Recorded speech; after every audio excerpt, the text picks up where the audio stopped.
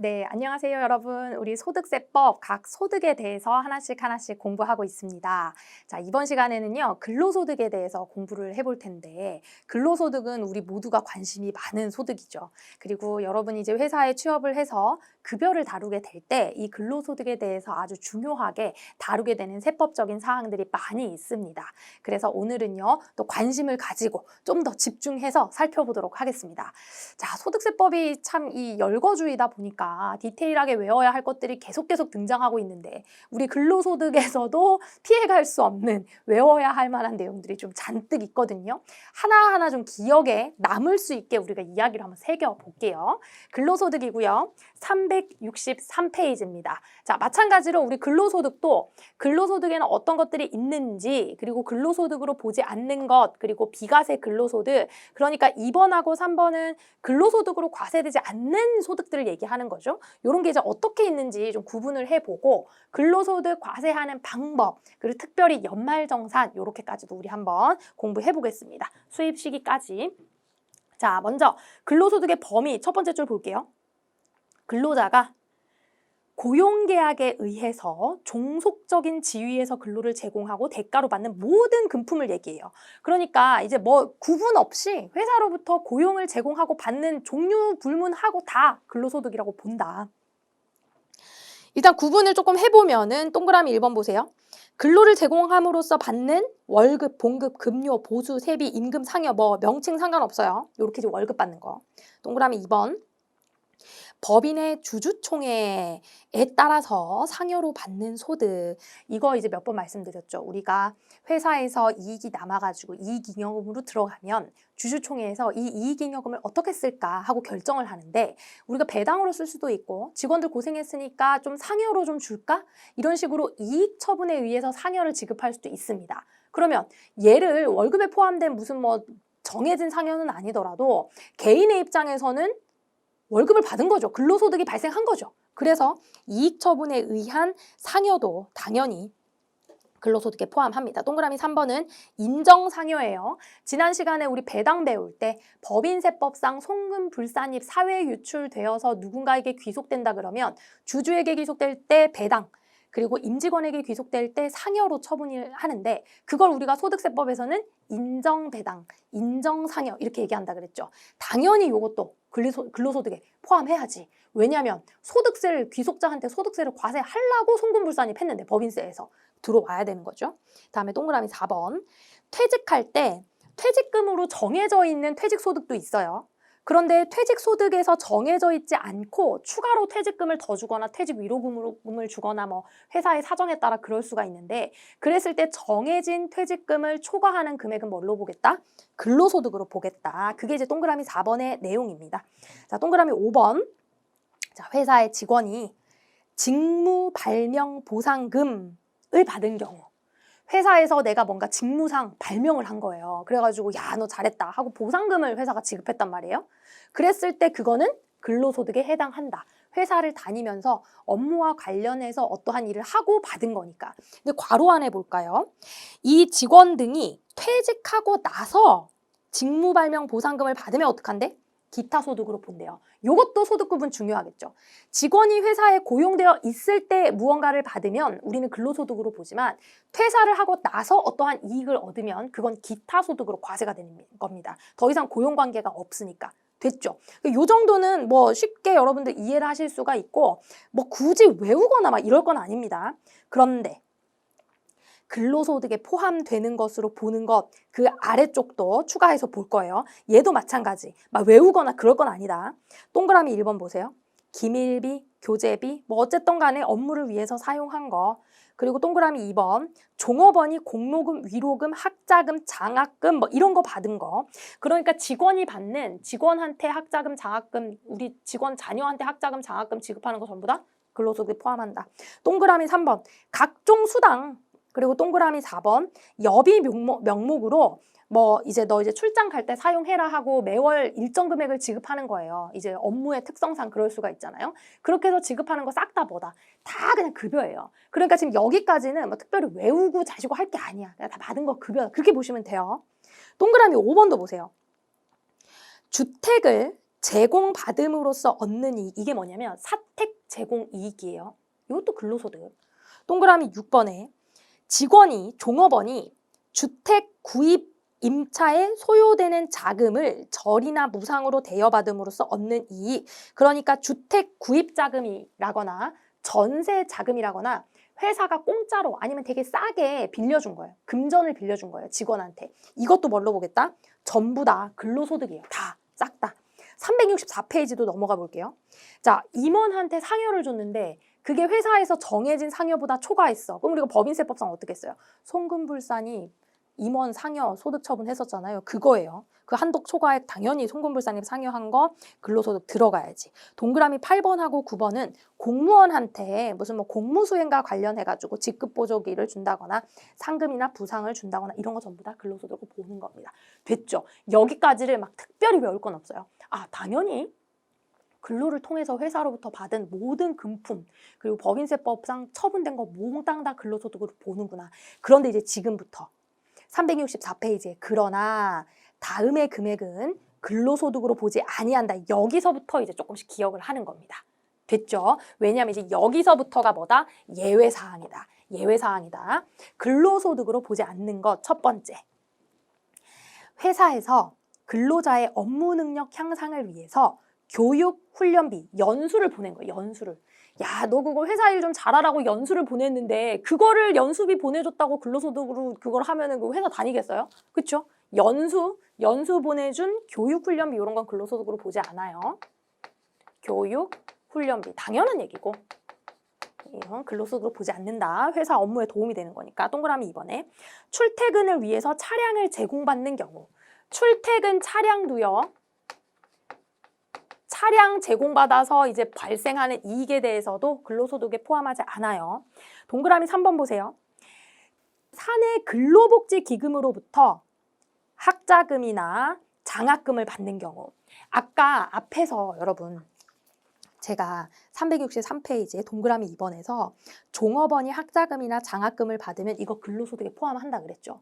그런데 이번에는 사내 근로복지기금한테 장학금이나 학자금을 받으면 이거는 근로소득으로 안 봐요. 왜냐하면 이거는 근로복지기금이라고 별도로 조성되어 있는 기금에서 내가 받는 거거든요. 그러니까 회사에서 주는 급여하고는 다른 거예요. 그래서 근로복지기금에서 장학금이나 학자금 주는 거는 근로소득으로 보지 않는다. 이게 포인트예요.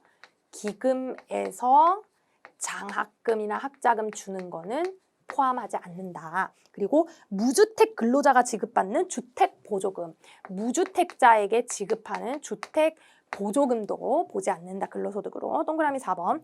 경조금. 우리 회사 직원들이 결혼을 하거나 부모님이 돌아가시거나 그래가지고 경조금으로 줬단 말이에요. 줄 수 있죠. 축의금이나 부의금 줄 수 있잖아. 근데 그거를 근로소득에 포함하면 진짜 인정머리 없죠. 그래서 사회 통념상 타당하다고 인정되는 너무 많은 거 말고 일반적인 경조금은 오케이 근로소득으로 보지 않고 동그라미 5번 퇴직급여로 지급되기 위해서 적립하는 거 이거 지금 퇴직연금입니다. 그러니까 경조금이라던가 퇴직연금을 불입한다던가 이런 거 싹 다 당연히 근로소득 아니에요. 그래서 이 정도 여러분 구분하실 수 있으면 되고요. 비과세 근로소득으로 넘어갑니다. 자, 비과세 근로소득도 여러분 디테일하게 기억하셔야 돼요. 이것들 다 엔간하면 기억해야 돼. 근로소득에서 나오는 문제는 이제 각종 다양한 수단과 조건들을 제시한 금액을 주고 이 중에서 근로소득 금액을 계산하시오, 총급여액을 계산하시오 이런 문제가 잘 나오거든요. 그러니까 하나하나 구분할 줄 알아야 돼요. 그래서 요거를 여러분도 조금 기억을 해봅시다. 왜냐면 비과세니까 제외시켜야 되니까. 자, 실비 변상적 성질의 급여. 요거는 직원이 어쨌든 간에 회사 업무를 위해서 사용할 수밖에 없는, 지출할 수밖에 없는 금액에 대해서는 보상 성격으로 만약에 수당을 줬다. 그런 애들 전부 다 비과세로 보겠다는 거예요. 자, 예를 들어서 첫 번째 가장 대표적인 게 뭐가 있냐면 동그라미 1번 보세요. 괄호 안에 종업원이 소유한 차량으로 소유 또는 임차한 차량으로 사업주의 업무 수행에 이용하고 그에 소요된 실제 비용을 지급받지 않으면서 별도로 지급받는 월 20만 원 이내의 자가운전 보조금. 자, 자가운전 보조금은 우리 가장 대표적인 비과세 항목입니다. 자가운전 보조금. 원래 우리 회사에 차가 있어가지고 우리 회사 차량을 좀 이용하면 되는데 회사 차가 없어갖고 야 직원 네 이름으로 좀 우리 회사 일 좀 해줘. 그러면 차량 운행비가 들잖아. 주유비도 들고 도로비도 들고 이거저거 많이 들겠죠. 근데 그거를 매번 정산해서 회사가 막 영수증 받아서 정산하고 처리하고 이러기 어려우니까 너 한 달에 20만 원씩 네 차 쓰는 대신에 내가 수당으로 줄게. 그랬을 때 요 20만 원까지는 어떻게 하겠다고요? 비과세로 보겠다는 거예요. 됐죠? 그리고 뭐 선원법에 의해서 받는 식료, 먹는 거, 그리고 뭐 제복, 제모, 재화, 입갱, 발파, 수당 뭐 이런 것들 비과세고 옆에 보세요. 동그라미 5번에 자 전부 다 내가 직업 특성상 지출되는 비용이 있는데 그거를 내 돈으로 썼을 때 그거 그냥 수당으로 보전해 주는 것들 얘기하는 거예요. 또 뭐가 있냐면 대표적인 게 취재 수당 있어요. 기자들. 돌아다니면서 취재하면 돈이 들겠죠. 근데 그걸 매번 정산하기 어려우니까 20만 원까지 비과세로 그냥 주는 거예요. 다음에 벽지수당이 있습니다. 자, 벽지수당이라는 건 뭐냐면 오지를 얘기해. 이거 막 산골짜기나 섬마을 같은데. 그런데 이제 선생님을 예를 들어서 파견을 보냈어. 아니면 직원을 파견을 보내서 거기에다가. 그랬을 때 벽지수당으로 주는 거 있거든요. 거기서도 좀 어려우니까 여러 가지 비용이 더 들 수 있잖아요. 그래서 20만 원까지의 수당을 더 줄 수도 있고 동그라미 8번 보세요. 소방 공무원이나 이렇게 어려운 일 하시는 분들이 있어요. 이렇게 위험 수당이야. 이런 게 함정 근무 수당, 항공 수당, 화재 진화 수당 이런 거 전부 다 위험 수당인데 이런 식의 위험 수당도 20만 원에 대해서 비과세 주겠다. 한 달에. 사실 크지는 않아. 그죠? 동그라미 9번에 교원이 받는 선생님들이 연구보조비로 받기도 하거든요. 연구보조비 선생님들이 이제 학교에서 수업 준비하고 이럴 때 사용하는 것들을 막 그거 막 영수증 모아가지고 막 정산하고 이러기 어려우니까 한 방에 20만 원 그냥 주겠다 이겁니다. 다음에 법령 등에 따른 의무 지방 이전 기관 종사자에게 한시적으로 지급되는 이주 수당이 있어요. 이거는 우리가 막 세종시나 지방에 막 공기업들이 전부 다 흩어지잖아요. 그럼 직원들이 내려가서 살아야 되잖아. 근데 누가 내려가고 싶어 해. 그러니까 내려가서 사는데도 고생하니까 수당 좀 더 줄게 이런 겁니다. 자, 여기 적혀 있는 이런 애들 전부 다 기준이 20만 원이에요. 자, 자가운전 보조금, 취재수당, 벽지수당, 위험수당, 연구보조비, 이주수당 싹 다. 월 수당 20만 원까지는 다 뭘로 보겠다? 비과세로 보겠다. 요런 애들. 됐죠? 구분되시겠죠? 20만 원이야 얘네들. 그리고 동그라미 7번 한번 보세요. 천재지변으로 받는 거 있어요. 자, 천재지변으로 해서 수당을 받았어. 재해로 인해서 받는 급여. 재해를 당했지만 급여를 받는 경우가 있는데 이랬을 때 재해로 인해서 받는 급여는 한도 없이 그냥 비과세예요. 특별하게 기준 금액 없이 다 비과세입니다. 자, 이건 어려운 일을 당했으니까. 자, 그렇게까지 같이 기억하시면 되겠습니다. 괜찮았죠? 자, 두 번째. 국외 근로소득이 있습니다. 우리나라에서 회사를 다니면 너 가족들하고 같이 살고 참 편할 텐데 외국에 그렇게 나가서 일하니까 되게 힘들지. 그래가지고 해외에 근로하는 그 직원들한테 추가로 예를 들어서 근무수당을 더 줬다. 그랬을 때 월 100만 원까지는요. 비과세로 봐요. 얘는 월 100만 원까지. 해외에 살아야 되니까 체류 비용 같은 것도 들겠죠. 그래서 여기까지는 국외근무 수당을 줄 수가 있고 근데 해외에서 일을 하더라도 좀 어려운 일 하시는 분들이 있어요. 예를 들면 배 타고 가시는 선원이라던가 해외 건설 현장에서 일하시는 분들이 있거든요. 이런 분들에 대해서는 300만 원까지 비과세로 해주겠다. 요런 거 있습니다. 보시면 읽어보시면 어렵지 않고 자 그리고 그 가운데 있는 표 잠깐 볼까요? 자, 국내에서 월급을 받으면 일반 근로자는 당연히 원천 징수하고 종합과세로 들어가요. 이거 좀 있으면 알게 됩니다. 그런데 국내에서 근로소득을 제공할 때 일용 근로자로 제공을 하면 아르바이트생 얘기하는 거예요. 일용 근로자는 원천 징수하면 완납적으로 종결돼요. 분리과세로 끝납니다. 그런데 국외 근로소득은 해외에서 지급이 되잖아, 월급이. 그래서 이걸 원천 징수를 어떻게 할 수는 없거든요. 그러니까 원천 징수를 할 수는 없고 그 대신에 원천 징수 안 했으니까 무조건 종합과세로 들어가는 겁니다. 이거는 직원 각각의 소득에서. 됐죠? 뭐 그 정도 그냥 가볍게 보세요. 이건 중요한 거 아닙니다. 표는 그렇게 중요하진 않아요. 자, 3번. 생산직 근로자가 받는 연장 시간 근로 수당들. 자, 이거는 생산직 근로자의 수당 중에서 연장 수당이라던가 야간 수당이라던가 주말 수당이라던가 휴일 수당이라던가 이런 식으로 일반적으로 모든 사람들이 일하는 9시에서 6시까지 일하는 거 말고 추가로 막 야근하고 휴일에도 출근하고 막 밤새서 일하고 막 3교대하고 이런 경우 있죠. 그러니까 모든 사람이 딱 정규로 정해진 시간에서 일하는 게 아니거든요. 그랬을 때 근로기준법상 이때는 수당으로 더 지급하게 돼 있어요. 일반적인 근무 수당보다 더 주게 돼 있어요. 근데 이렇게 월급을 더 많이 받아간다는 얘기죠. 그러니까 이렇게 수당을 더 많이 받아가는데 생산직 근로자에게 이런 수당들을 지급했을 때는 얼마만큼은 비과세로 좀 빼주겠다 이거예요. 좀 빼주겠다. 생산직 근로자들은 일할 때 굉장히 힘드니까 좀 빼주겠다. 근데 아무나 해주는 게 아니에요. 누구? 생산직 근로자여야 돼. 그냥 우리가 이제 재무팀에 일하는데 나 야관에서 야간 수당 받았어. 그런 건 세금 내야 돼, 여러분. 생산직이 아니잖아. 아시겠죠? 공장에서 일하는. 자, 볼게요. 조건이 또 있습니다. 첫 번째. 월 정액 급여가 첫 번째. 월 정액 급여가 210만 원 이하여야 돼. 내가 정기적으로 받아가는 월 정액 급여. 비정기적인 거 빼고. 그렇게 받아가는 게 210만 원 이하여야 되고. 두 번째. 전년도 연봉이, 전년도 총 급여액이 3천만 원 이하여야 돼요. 전년도 총 급여가 3천만 원 이하여야 돼요. 그리고 세 번째 요건은 생산직이어야 돼. 자, 요 요건 1, 2, 3번을 다 만족하면 어떻게 해주겠다고요? 연장, 야간, 휴일 수당에 대해서 연간 240만 원까지 어떻게? 비과세 해주겠다. 비과세 해주겠다 요겁니다. 연간 240만 원이면 그냥 12달로 가볍게 생각하면 한 달에 한 20만 원 정도 수당 받아가는 거에 대해서 비과세 하겠다는 거거든요. 근데 사실 이렇게 이제 이 교대하면서 특근 수장 같은 거 많이 나오시는 분들은 20만 원보다 훨씬 많이 받아요. 이게 되게 많이 해주는 건 아닙니다. 그리고 물론 훨씬 많이 받으시는 분들은 총급여 3천 이렇게 안 됩니다. 훨씬 많아요. 실질적으로 적용되는 건 굉장히 이제 좀 그 영세한 그런 제조업종이라든가 그런 데서 이제 조금 적용이 될 수가 있겠죠. 자, 됐고요. 밑에 이제 생산직에 대한 내용들은 쭉 있습니다. 넘어갈게요. 366페이지. 그러니까 기본적으로 최저임금도 좀 오르고 그래가지고 적용 받기가 이젠 조금 쉽지는 않다. 그렇게 보시고요. 넘어갑니다. 자, 366페이지에 그 가운데 있는 박스는 그냥 근기법 내용인데 관심 있으신 분은 읽어보시고 넘어갈게요. 4번. 비과세되는 식사대 있습니다. 요거 아주 중요해. 요게 이제 별표, 엄청 별표. 요 완전 별표. 이건 뭐 이제 특별히 외울 것도 아니고 지금 들으면 바로 기억나는 거예요. 월 20만 원까지. 자, 요게 있잖아요. 작년까지는 10만 원이었어요.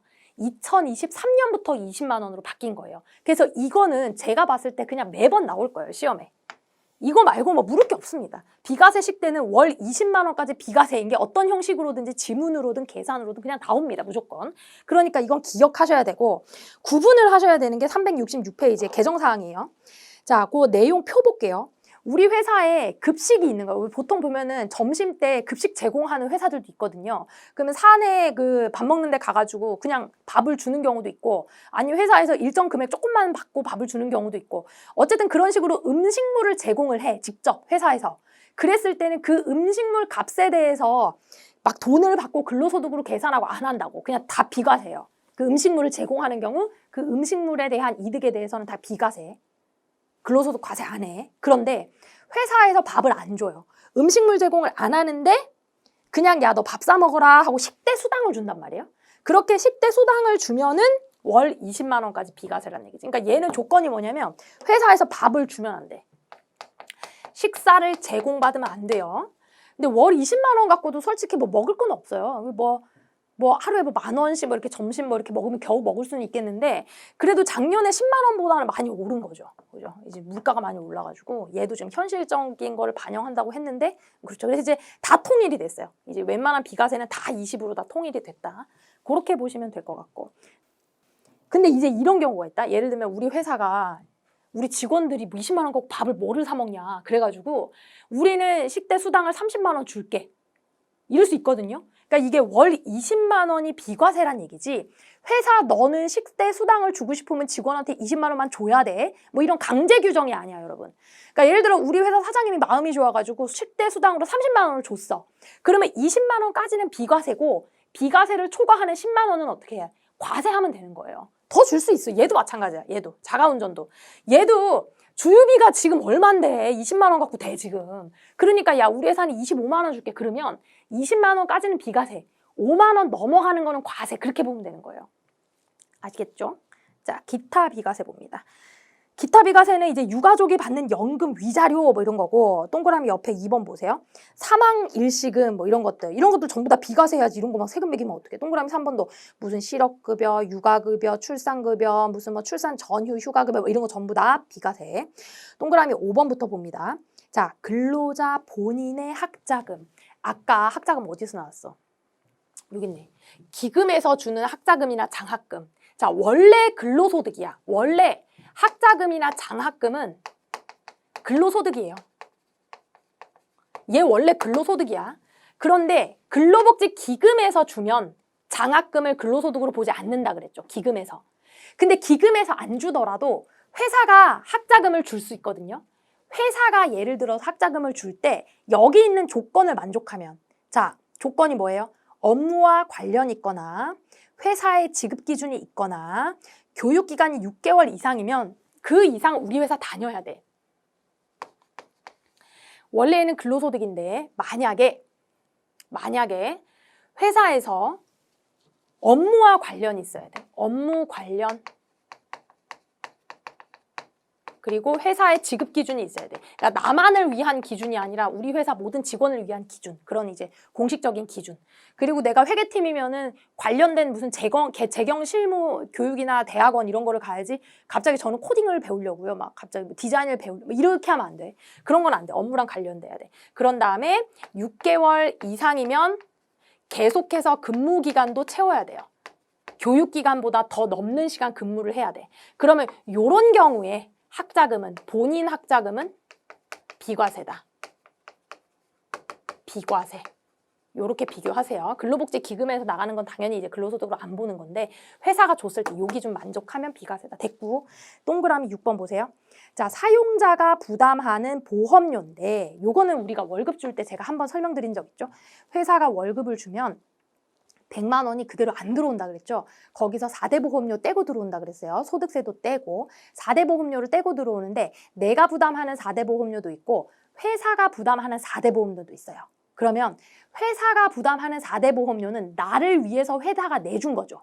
나를 위해서 회사가 내줬다고 해도 그거에 대해서 소득세를 과세하면 돼? 안 돼? 안 돼. 그래서 비과세인 거예요. 됐죠? 자, 그렇게 보시고 동그라미 7번 보세요. 출산이나 6세 이하의 보육수당이 있습니다. 보육수당. 출산이나 6세 이하 어린애들, 애기들 보육수당 월 10만 원. 요거는 뭐다? 비과세다. 요것도 기억하시고 숫자 나오는 건 다 좀 체크하세요. 다음에 동그라미 9번 보세요. 8번은 뭐 근로장학금 얘기고 동그라미 9번 직무발명보상금 나왔네. 아까 앞에서 직무발명보상금은 뭐라 그랬어? 근로소득에 포함하는 거라 그랬어요. 직무발명보상금 원래 근로소득에 포함해요. 그런데 직무발명보상금에 얼마까지? 500만 원까지. 500만 원까지 비과세다. 요렇게 숫자 같이 기억하시고 다음에 10번 복리후생적 성질로서 다음의 것. 자, 요거는 여러분 이렇게 봐야 돼요. 아까 봤던 사택 제공 이익 있죠. 사택 제공 이익은 근로소득이에요. 그리고 직원이나 임직원에게 주택 구입 자금 대여 그리고 주택 임차 자금 대여하는 것도 근로소득이었어요. 근데 이게 누구한테 가느냐에 따라서 조금 달라지는데 요거 한번 볼게요. 우리가 사택을 제공하는 이익이 있고 사택을 제공해주는 경우가 있고 회사에서 우리 회사 집이 있는데 너 여기 들어와서 기숙사처럼 살아 이게 있고 자 주택 자금을 대여해주는 게 있어. 집 사라고 집 살 때 돈 빌려주거나 전세자금 빌려주거나 이런 경우가 있다는 얘기죠. 이랬을 때 우리 회사의 출자 임원한테 이익을 제공할 수도 있고 그리고 우리 회사에 그냥 비출자 임원 주주가 아닌 임원을 얘기하는 거죠. 비출자 임원. 여기에는요. 소액 주주 포함이에요. 소액 주주 포함. 비출자 임원한테 이런 거를 제공할 수도 있고 그리고 진짜 일반 우리 회사 종업원, 일반 직원들한테 제공을 할 수도 있어요. 자, 일단 사택 제공을 해주는 거는 원래 근로소득이에요. 그래서 출자 임원 근로소득이에요. 그런데 여기 나와 있는 것처럼 동그라미 기억. 비출자 임원이나 소액주주 임원이나 임원이 아닌 종업원한테 사택을 제공받음으로써 얻는 이익은 뭘로 보겠다고? 비과세로 보는 거야. 여기는 비과세야. 여기는 비과세. 근로소득으로 안 본다는 얘기야. 자, 주택자금 대여, 돈 빌려주는 거죠. 돈 빌려주는 거는요, 여기 기숙사 살아라고 사택 제공하는 거는 얘네도 해줄 수 있어요. 비과세야. 근데 주택자금을 대여해주는 거, 돈 빌려주는 거는 전부 다 근로소득이에요. 근로소득으로 다 과세가 돼야 돼요. 아니, 회사가 돈을 왜 빌려줘? 자기 회사 돈을 직원한테.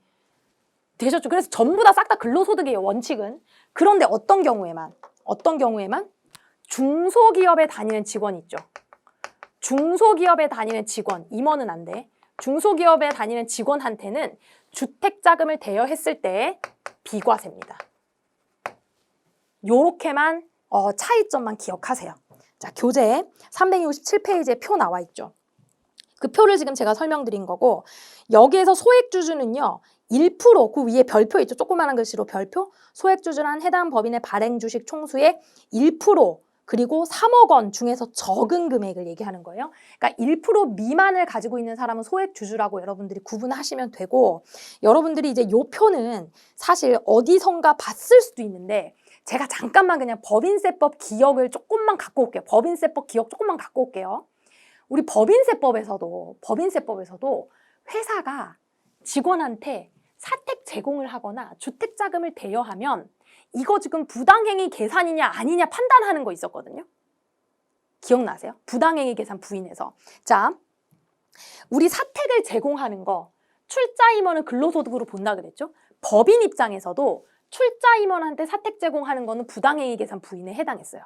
근데 직원들한테는 안 해도 됐어. 비출자 임원하고 직원한테 안 해도 돼요. 부당행위 계산 아니야. 그런데 주택자금 대여는 누구한테 주더라도 무조건 부당행위 계산, 업무무관 가지급금에 해당했습니다. 업무무관 가지급금에 해당했어요. 하지만 거기서도 뭐라고 됐어요? 중소기업 직원한테 주택자금 대여하는 거는 업무무관 가지급금으로 안 본다 하고 제외하는 거 있었어요, 여러분. 법인세 거기 업무무관 가지급금 그 부당행위 계산 가보면은 제가 살짝 기억을 좀 살려드립니다. 똑같은 내용이라서 그래요. 이거는 지금 소득세니까 이 사람들의 입장에서 이게 과세될 거냐의 문제였고, 법인세법에서 얘기할 때는 회사가 이걸 제공했을 때 업무무관 가지급금으로 봐서 부당행위 계산 부인을 할 거냐 말 거냐의 문제였던 거예요. 아시겠죠? 똑같지만 개인 입장, 근로소득 볼 거냐, 법인 입장, 부당행위 계산이냐, 이걸 판단한다는 거지. 자, 됐고요. 동그라미, 그 디귿도 볼까? 맨 밑에 보세요. 단체 환급부 보장성 보험. 그러니까 회사에서 직원들한테 보장성 보험을 가입시켜 준 거예요. 보장성 보험. 이런 거 저축성 아닙니다. 보장받는 거야. 이게 70만 원까지 비과세. 자, 숫자 나오는 거 좀 디테일하게 봅시다. 연간 70만 원이야. 얘는 연간. 요런 애들이 수당이니까 월 20만 원으로 보시는 거고, 연간. 그 다음에 368페이지. 리을번에 공무원이 부상을 받네? 자, 이번에는 공무원이 뭔가 뭐 상금을 받거나 뭐 무슨 부상 같은 거를 받았어요. 공무원은 연간 240까지. 다음 동그라미 11번도 이번에 개정 사항이 있어가지고 좀 같이 기억을 하셔야 되는데, 자, 벤처기업에 주식 매수 선택권이 있어요. 선택권. 자, 주식 매수 선택권이 뭐냐면 여러분 스톡옵션이에요. 이게 바로 스톡옵션인데, 우리 이제 벤처기업이 사업을 시작하면서 직원들 막 모아가지고 개발을 막 해서 스타트업으로 사업을 시작하면은 투자를 받아야지 유지가 될 거 아니에요. 그렇죠? 근데 직원한테 월급을 줘야 돼. 이제 회사가, 벤처기업이. 근데 아직까지 우리 회사에 돈이 없는데 직원을 고용해야 돼. 좋은 직원을 고용해야지 우리가 빨리 성장할 거 아니에요. 그러니까 직원한테 그렇게 얘기하는 거지. 야, 이제 우리가 당신을 대우를 하려면 이 정도의 연봉은 제가 드려야 되는데 지금 당장은 저희가 드릴 수 없습니다. 하지만 우리 회사의 미래 가치가 있으니까 향후 우리 회사의 주식을 저렴한 값으로 매입할 수 있도록 주식을 매수할 수 있는 선택권을 드릴게요. 언제든지 선택해서 매수할 수 있도록. 이게 이제 스톡옵션. 우리 이렇게 판교 이런 데 가면 개발자 많이 채용하는 동네 있어요. 거기 가면은 지하철에 막 쫙 붙어 있습니다. 그냥 아주 공고 나가가지고. 그런데 가면은 기본적으로 연봉 받고 스톡옵션 얼마 받고 이러고 들어간단 말이에요. 그런데 이제 갔을 때 제시되는 건데, 보면 우리 회사가 이제 이렇게 막 성장을 해요. 이제 막 개발이 잘 돼가지고. 그럼 시리즈 A도 투자받고 시리즈 B도 투자받고 막 이러다 보면은 결국에 상장을 합니다. 상장을 해가지고 주식 가격이 시가로 형성되기 시작해요. 애시당초 우리 회사 주식은 10,000원짜리밖에 안 됐어요. 처음에. 근데 상장을 해서 얘가 10만 원이 된 거야. 예를 드는 거예요. 근데 나는 우리 회사 주식 매수 선택권을 한 주당 10,000원씩 취득할 수 있도록 스톡옵션을 부여받은 거예요. 그럼 나중에 10만 원이 됐을 때 나는 이 10만 원짜리를 10,000원으로 살 수 있어. 그럼 총 얼마에? 9만 원의 이익이 생기죠. 이걸 뭐라 그러냐면 행사이익이라 그래. 내가 스톡옵션을 행사하는 거예요. 오케이, 나 10만 원짜리 10,000원에 살래. 이렇게. 그러면은 이 9만 원만큼 행사이익이 생긴 게 사실상 여러분 이게 무슨 소득이야? 개인 입장에서 무슨 소득이야 이게? 일해주고 상여받는 거 대신에 이거 받은 거잖아요. 그러니까 이거 근로소득이야. 근로소득이에요. 사실 이거 싹 다 근로소득으로 과세해야 되는 게 맞아요. 근데 우리 지금 벤처기업들, 창업가들을 지원해주기 위해서 이렇게 스톡옵션을 부여해가지고 지급한 행사이익에 대해서 일정 금액만큼 비과세 혜택을 주는 겁니다. 이거 꽤 커요. 얼마? 연간 2억까지. 다시 얘기해서 내가 주식의 행사 차익이 2억 원까지 1년 동안 발생해도 이거 세금 한 푼도 없어요. 이게 올해 바뀐 거거든요. 작년까지는 이거 얼마였냐면 5천이었어. 5천만 원이었는데 23년부터 2억 원으로 개정된 겁니다. 이거. 아무튼 조금 뒤늦었지만 개정은 됐어. 2억 원, 1년에 2억 원까지 비과세 해주는 거 꽤 크죠. 5천이었는데 비교. 그래서 작년까지는 1년에 5천만 원까지 되는 만큼만 행사하고 막 이랬단 말이에요. 비과세 하려고. 근데 2억 원까지 통 크게.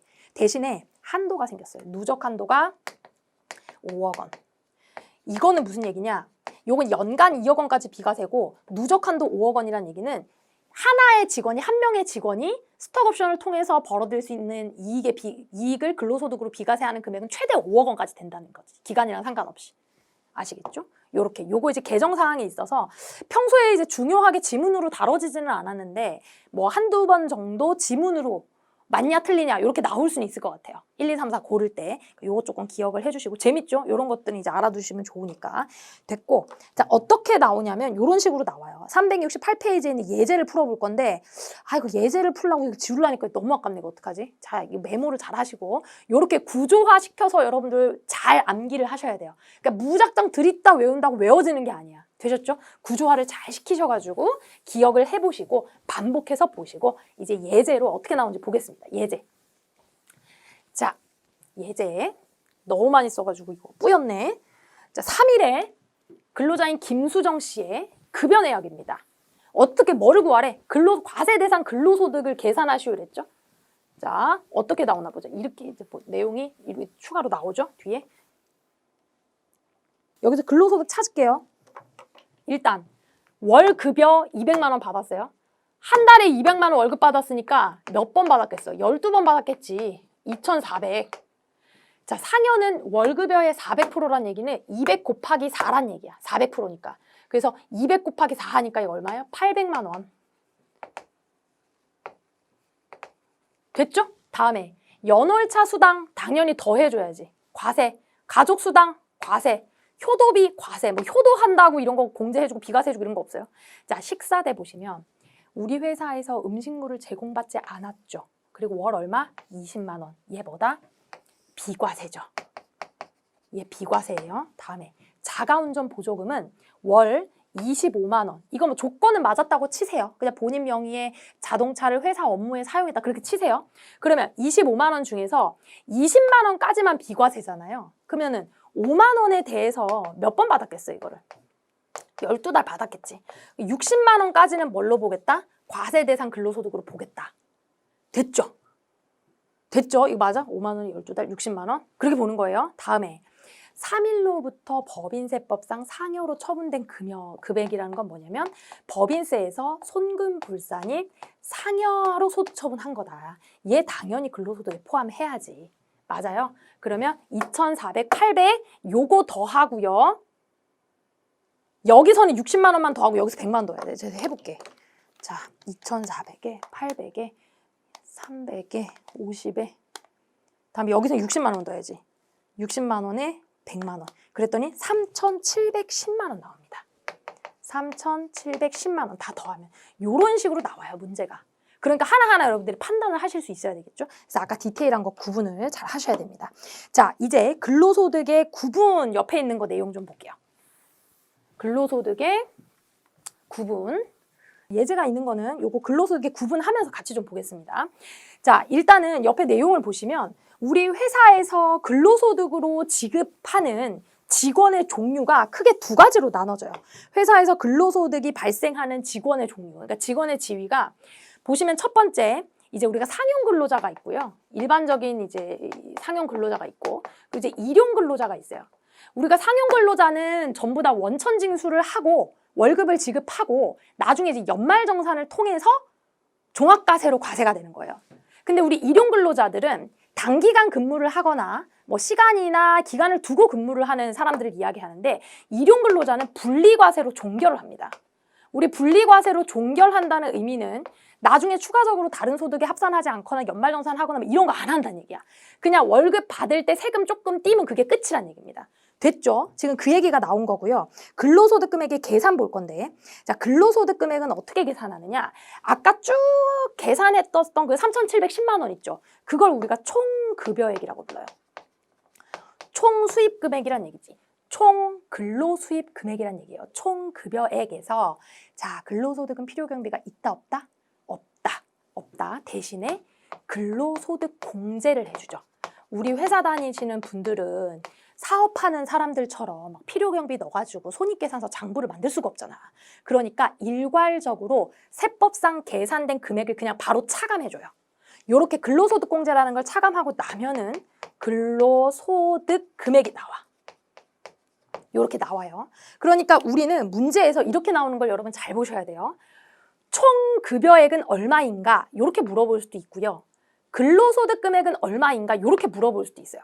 근로소득 금액은 얼마인가? 이렇게 물어보면 근로소득공제를 차감하고 난 다음에 얘를 구하라는 얘기고, 총 급여액은 얼마인가를 물으면 요거 차감하기 전에 그냥 비과세만 체크해가지고 얘를 구하라는 얘기야. 비과세 체크해가지고. 총급여는 비과세니까. 자, 됐죠? 자, 뒤에 보면은 370페이지에 일반 근로자의 연간 급여액에다가 근로소득공제를 어떻게 계산하는지 표가 나와 있어요. 요렇게 연간 급여액 기준으로 해서 계산을 하면 되는데 최대 한도는 2천만 원까지예요. 2천만 원보다 더 공제는 안 해줘요. 아무리 연봉이 많아도 계산해서 2천만 원 넘어가면 2천만 원만 공제하는 겁니다. 자, 요게 이제 요 예제인데 요거 한번 해볼게요. X1년에 월급 200만 원, 상여 월급액에 400만 원. 그럼 아까처럼 똑같이 200만 원에 월급 12달 받았으니까 2,400만 원이고 상여는 200만 원에 400%니까 곱하기 4 해가지고 800만 원이에요. 그리고 자녀 학자금 80만 원을 지급받았는데 자녀 학자금을 무슨 근로복지기금에서 지급받고 뭐 이런 게 아니죠. 당연히 80만 원 더 해야 돼요. 80만 원. 그러면 전부 다 얼마냐면 3,280만 원이 뭐다? 총급여다. 얘가 지금 총급여다. 3,280만 원이. 그러면 근로소득공제 어떻게 뺄 거냐? 요거 볼 거예요. 여러분 표 보세요. 지금 3,280만 원은 세 번째 칸 맞아요? 1,500 초과 4,500 이하 요 사이에 있는 거 맞죠? 맞죠? 요거대로 계산하는 거야. 750만 원 더하기 3,280만 원에서 1,500만 원 초과한 거 빼기 1,500만 원 초과한 게 1,780만 원 곱하기 몇 프로야? 15% 이렇게 하면 돼요. 요거는 여러분 문제에서 주어줄 거예요. 그래서 표를 외우지 않아도 돼요. 우리는 이제 문제에서 주어져 주는 거를 보고 계산을 할 수 있으시면 됩니다. 자, 요렇게 했더니 1,017만 원이 나와. 얘가. 요걸 계산했더니 근로소득 공제가 1,017만 원이 나와요. 그게 3,280만 원에서 뺄 거예요. 3,280만 원에서 뺄 거야. 그랬더니 2263이 나와. 2,263만 원이 나와. 자, 요렇게 계산을 여러분들이 할 줄 알아야 되고 근로소득공제 계산하는 표는 아마 출제가 되면 주어질 거다. 주어진 대로 계산하면 된다. 여기에서 총 급여액은 얼마인가 이렇게 물으면 얘를 찾고 근로소득 금액은 얼마인가 물어보면 얘를 찾고 됐죠? 넘어갑니다. 자, 근로소득 과세 방법 볼게요. 자, 근로소득 과세 방법 보겠습니다. 우리가 이제 근로소득은 과세 방법의 절차와 흐름을 여러분들이 조금 개념을 이해하실 필요가 있어요. 왜 도대체 근로소득은 연말정산을 하는 것인가? 뭐 이런 얘기를 지금부터 좀 해볼 건데,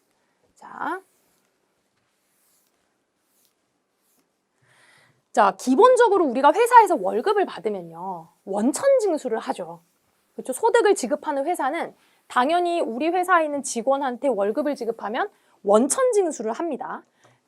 회사에서 내가 예를 드는 겁니다. 1월부터 매달 월급을 받을 거 아니야. 2월 이렇게. 매달 월급을 300만 원씩 받는다. 이렇게 가정을 해볼게요. 300만 원. 요게 300만 원 간단하게 쓴 거예요. 그럼 1월 달에 내가 300만 원 월급을 받으면 당연히 여기서 원천징수 소득세를 해요.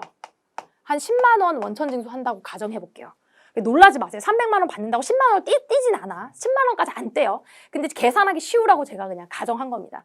내가 월급을 300만 원 받으면 소득세 10만 원을 떼고 4대 보험료 같은 것도 막 떼겠죠? 그렇게 해서 나머지 280 얼마 이렇게 들어온단 말이에요. 통장에. 됐죠? 그리고 2월에도 300만 원 받았고 소득세 10만 원을 뗐습니다. 원천징수 했어요.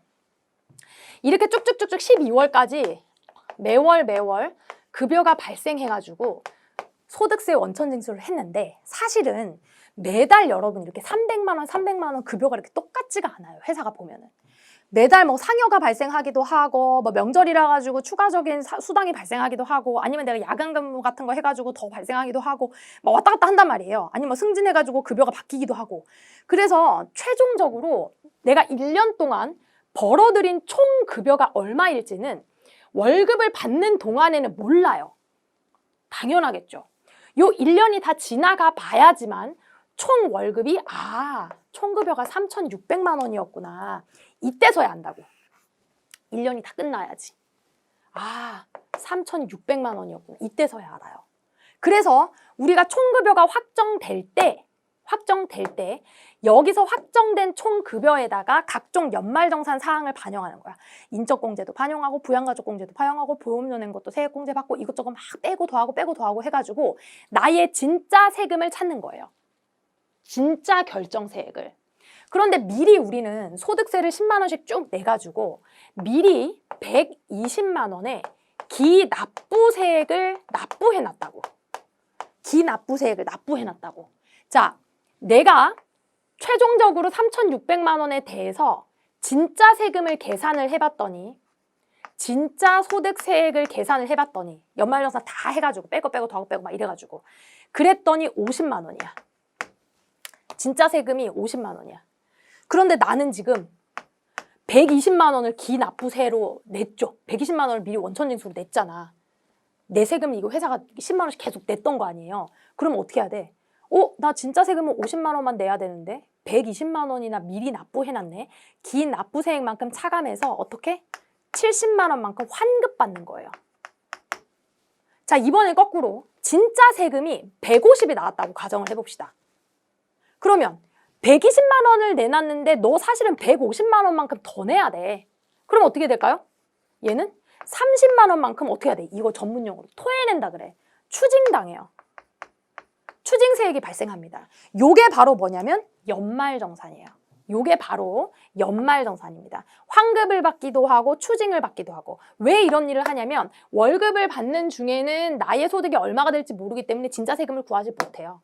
그래서 과세기간이 끝나고 다음 해 2월에 연말정산을 통해서 너 진짜 세금을 계산하고 기납부세액하고 비교해서 연말정산 환급금을 받거나 아니면 추징당하거나 이렇게 가는 거죠.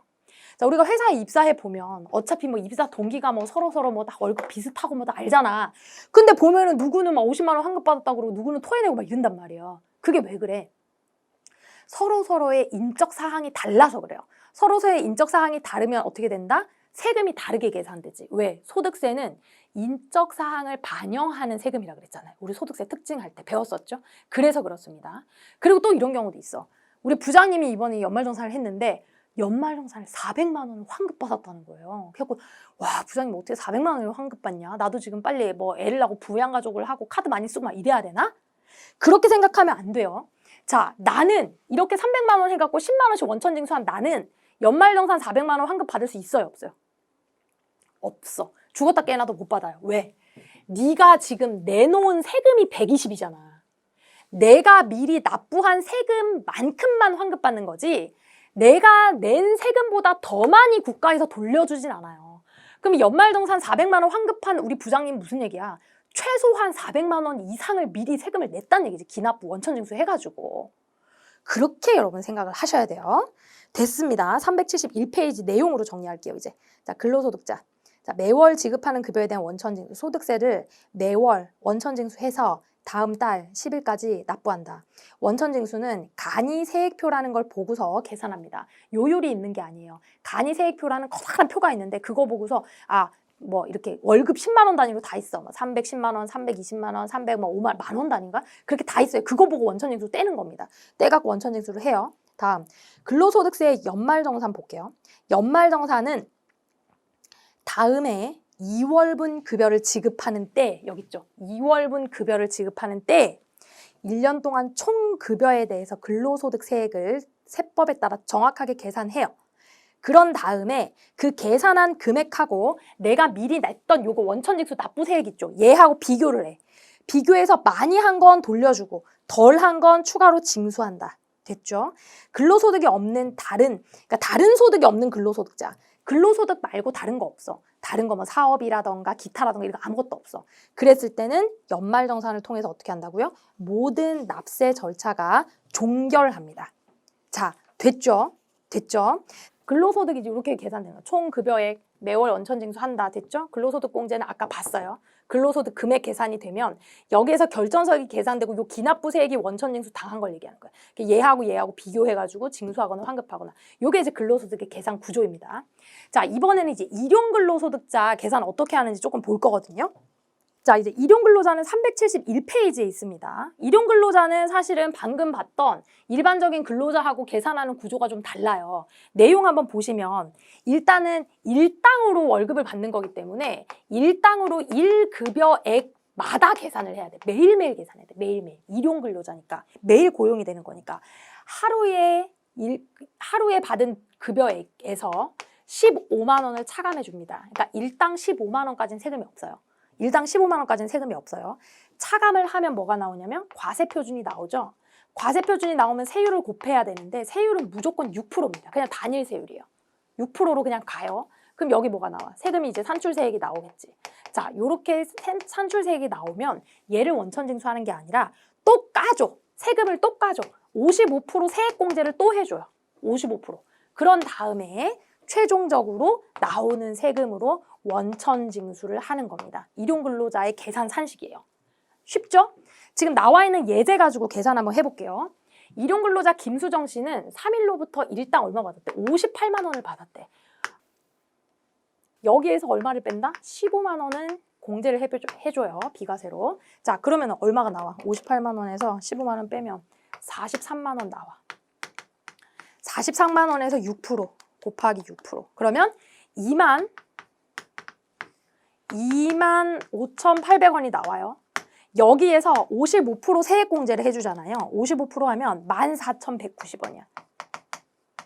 그러면은 얼마야? 14,190원을 빼 25800에서 하면은 11610만큼 어떻게 해야 돼요? 얘를 원천징수하고 나머지만 보내는 겁니다.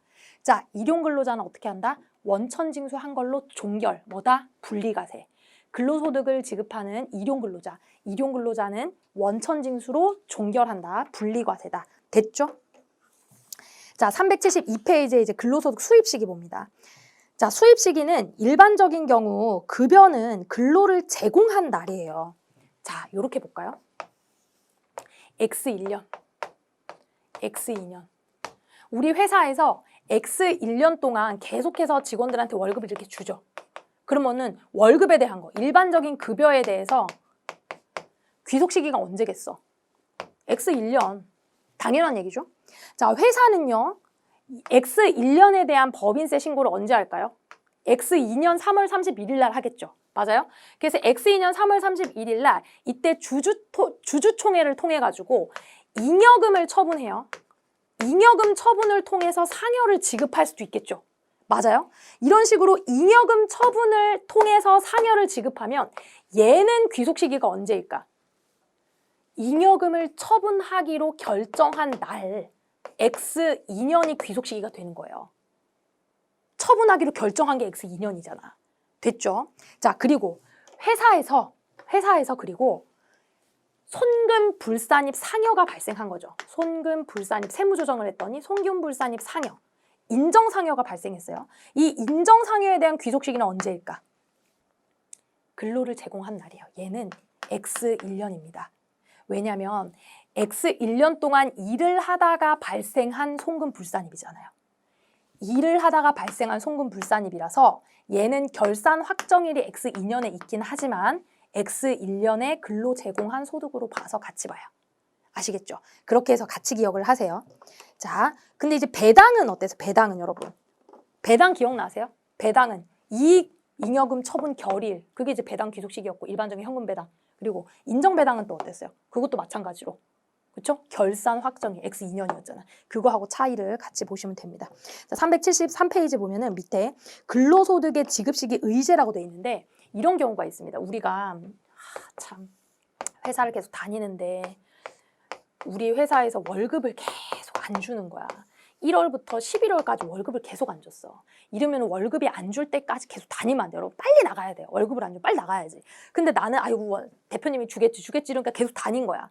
그런데 근로소득은요. 반드시 근로를 제공한 날 연말정산을 해야 되기 때문에 근로를 제공한 요 귀속연도에 대한 연말정산을 다음에 2월까지 해야 되잖아요. 그렇기 때문에 급여를 주지 않았어도 마치 급여를 준 것 같이 지급 의제합니다. 그래서 양괄호 2번에 뭐라고 적혀 있어요? 근로소득의 지급 시기 의제라고 돼 있지. 뭐야? 지급을 안 했는데 지급한 걸로 취급하겠다. 의제잖아요. 지급을 안 했는데 지급한 걸로 취급하겠다. 1월부터 11월까지 지급을 안 했어. 언제 지급한 걸로 취급하겠다? 12월 31일에 지급한 걸로 취급하겠다. 자, 12월 월급 또 안 줬어. 또 안 줬어. 그럼 얘는 언제까지 지급한 걸로 취급하겠다? 다음에 2월 말에 지급한 걸로 보겠다. 왜냐면 2월에 연말정산 하기 전까지는 이거 해결해야 돼서 그래요. 그래서 실질적으로 돈을 못 받았어도 지급한 걸로 의제한다라는 개념이 하나 있었던 겁니다. 예제 한번 볼게요. 귀속 시기에 대한 예제입니다. 자, 김자경 씨의 근로소득 금액을 구하시오 이렇게 나와 있죠. 자, 수입 시기 주주총회에서 잉여금 처분 결의에 따라 김자경 씨에게 지급된 상여금은 다음과 같습니다. 자, 그러니까는 X 1년도 주주총회를 했다는 얘기죠. 잉여금 처분을 결의해가지고 상여를 이렇게 했대요. 됐죠? 자, 보니까 X 0년도 사업에 대한 잉여금 처분 결의일은 당연히 법인세 신고를 하는 요때 주주총회를 했겠지. 내년에 법인세 신고했을 거니까. 요때. 그래서 잉여금 처분에 대해서 처분 결의를 X 1년에 했으면 120만 원에 대해서는 언제를 잉여금을 처분해서 받은 상여의 귀속 시기는 언제예요? 처분 결의일이 속하는데 잉여금을 처분하기로 한 때. 그래서 얘는 언제야? X 1년으로 봐야지. X 1년. X 1년도 처분 결의일은 언제예요? X 2년이야. 그러면은 얘에 대한 귀속 시기는 언제야? X 2년으로 봐야지. 그쵸? 근데 밑에는 뭐예요? 법인세 신고 시 김자경 씨에게 처분된 것. 요거는 손금 불산입 상여를 했다는 얘기예요, 여러분. 손금 불산입 상여한 거는 아까 뭐라 그랬어요? 근로 제공한 때로 봐라 그랬지. 근로 제공한 때. 자, X 0년도에 근로를 제공했고 결산 확정일이 X 1년도라 가지고 손금 불산입 상여한 걸 이때 알았어요. 이때 알았다 해도 얘는 언제를? X 0년도 근로소득이야. X 1년도 대상 사업연도에 대해서 손금불산입 상여한 거를 결산 확정일인 X 2년에 알았다고 해도 얘는 X 1년도 근로소득입니다. 아까 여기서 제가 사례 드렸잖아요. 손금불산입 상여한 거에 대해서는 실제 근로 발생한 날, 요때 확정됐다 하더라도. 근데 잉여금 처분에 의해서 상여를 하는 거는 잉여금 처분 결의일. 그래서 X 2년 이렇게 했잖아. 여기서 뭐를 찾았어요? X 1년도 근로소득을 구하라고 했으니까 X 1년도 거 뭐야? 120 요거 하고 X 1년도 뭐야? 180 요거네. 두 개에서 300이네. 요렇게. 귀속 시기도 중요합니다, 여러분. 근로소득의 귀속 시기 중요해요. 왜냐하면 두 개가 우리가 생각했던 거하고 조금 다르잖아. 그래서 정확하게 기억하셔야 됩니다. 아시겠죠? 자, 이제 연습 문제 좀 보겠습니다. 자, 연습 문제입니다. 1번. 다음 중 소득세법상 근로소득에 관한 설명으로 가장 올바르지 않은 거 찾으라 그랬네. 자, 근로소득이란 근로를 제공하고 대가로 받은 모든 금품을 말합니다. 그런데 비과세 근로소득은 제외해야지, 맞죠? 근로소득은 총급여액에서 근로소득 공제를 차감하는 거 맞죠? 일용근로자는 연간 소득 금액이 일정 규모 초과 시에 종합소득 신고를 해야 된다, 그런 거 없어요. 일용근로자는 항상 뭐다? 무조건 분리과세로 과세 종결. 인정상여는 근로를 제공한 날이다. 방금 했잖아, 예제를 통해서. 맞죠? 3번이 잘못했어요. 자, 2번. 근로소득에 대한 다음의 설명 중에서 가장 옳지 않은 것은 이렇게 말문제 나옵니다, 여러분. 해당 과세기간 5월에 입사한 근로소득이 있는 거주자도 근로소득공제는 월할 계산하지 않는다. 이거 맞아요. 근로소득공제 월할 계산하지 않고 최고 한도 얼마? 2천만 원. 자, 근로자는 필요경비를 차감하는 대신에 뭐를 해요? 근로소득 공제 방식을 적용한다. 맞죠? 자, 소득의 지급자는 소득세를 1월에서 12월까지는 간이세액표에 따라서 원천징수해요. 그런데 다음에 2월 달에 연말정산 가지고 환급하고 징수하고 다시 계산한다고 했죠. 맞습니다. 자, 법인의 소득처분에 의한 인정상여의 귀속 시기는 요거 지금 아까랑 똑같은 문제인데 얘는 틀리게 나왔지. 잉여금 처분 결의일이 아니라 언제로? 근로 제공한 달로. 그래서 X 1년도라 그랬잖아요. 3번. 자, 급여내역이 다음과 같을 때 뭐를 구하래? 총급여를 구하래요. 그럼 비과세만 빼면 돼. 그쵸? 자, 월급여가 200만 원이에요. 여기 12달이네? 2,400만 원. 월급여의 400%래. 248 하면 얼마야? 800이네? 연월차 수당, 가족 수당, 자녀 학자금 전부 다 들어가면 되죠? 식사대 240인데 얘는 뭐야? 비과세야. 월 20만 원이니까. 차량 유지비는 25만 원인데 20만 원까지가 비과세잖아요. 그래서 얘는 어떻게 해야 돼?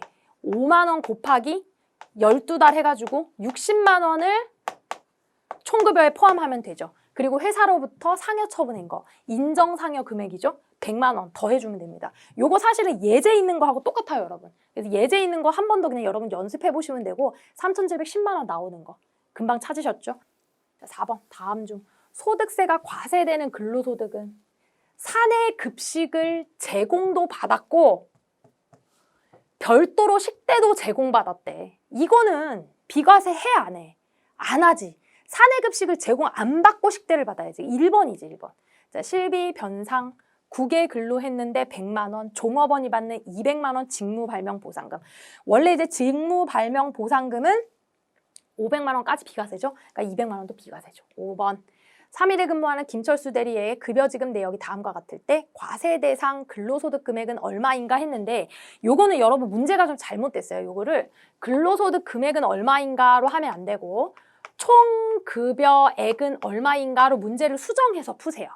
요 문제 오류가 있어요. 제가 봤을 때. 그리고 여기에 이제 만약에 근로소득 공제를 포함해서 근로소득 금액을 구하라고 하면 그 근로소득 공제 계산한 산식이 나와야지 좀 좋고, 그리고 이제 보기 지문 자체가 총급여액을 구해야 정답이 나와요.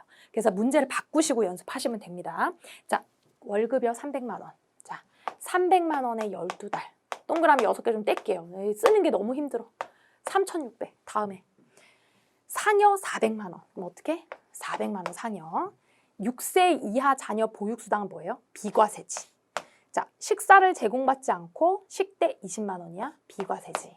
다음, 자가운전 보조금. 종업원 소유의 차량을 사용하고 25만 원을 받았네? 그러면은 5만 원에 대해서만 곱하기 12달을 할 거죠. 그럼 얼마가 나와? 60만 원이 나와요. 됐죠? 다음, 3일로부터 법인세법상 상여로 처분된 금액이에요. 요것도 지금 잘못된 겁니다. 요거 증여가 아니라 요거 이제 상여라고 여러분 생각하세요. 상여로 처분된 금액이다. 그래서 이제 100만 원을 어떻게 하면 될까? 더하면 되지.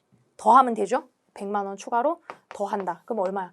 4,160만 원 나와요. 요렇게 해서 총급여 구하는 문제였습니다. 됐죠? 자, 이건 됐고 6번 갑니다. 23년 급여액이 다음과 같을 때 회사에서 영업과장 근무하고 있는 김자경 씨 뭐를 구하래 이번에는? 비과세 소득의 합계액을 구하시오 이랬죠. 아까는 이제 총급여액 구하라고 했고 비과세 소득 구하라고 했습니다. 이제 거꾸로 생각해야 돼요, 여러분. 급여는 비과세가 아니잖아. 식대는 월 13만 원이니까 20만 원까지는 비과세라고 했죠. 요건 비과세입니다. 연장 근무 수당 비과세 아니에요. 이거 지금 아까 선생님 연장, 초과, 야간 막 이런 거 비과세라고 했잖아요. 그건 누구만? 생산직만. 근데 얘는 누구예요? 영업과장으로 일하고 있잖아요. 얘는 비과세하면 안 돼. 과세해야지. 상여도 당연히 과세죠. 실비 변상 정도의 지급금액 요런 게 이제 비과세고요. 천재지변으로 인해서 지급받은 급여는 금액이랑 상관없이 싹 다 비과세라 그랬어요. 그럼 요렇게 더하면 70, 요거까지 더하면 156만 원 더하면 70에 226만 원 이렇게 찾으시면 됩니다. 비과세 금액. 어렵지 않았죠? 다음 7번입니다. 다음 자료에 의해서 거주자 김수정 씨의 이번에는 뭐 구하래? 이번에는 근로소득 금액을 구하래요. 자, 근로소득 금액은 어떻게 해야 돼? 총급여액 찾고 총급여액을 찾고 여기서 근로소득 공제를 빼서 나온 게 근로소득 금액이잖아요. 맞죠? 이렇게 찾는 거예요. 자, 봅니다. 월급여 200만 원이니까 12달 2,400만 원. 월급의 500%, 그럼 2 곱하기 500 하면은 1,000만 원. 실비 변상적 성격의 자가운전 보조금이 월 25만 원인데 20만 원까지만 비과세잖아요. 그래서 5만 원에 12달 60만 원. 자, 중식 때는 식사를 제공받지 않았고 월 20만 원이니까 얘는 비과세.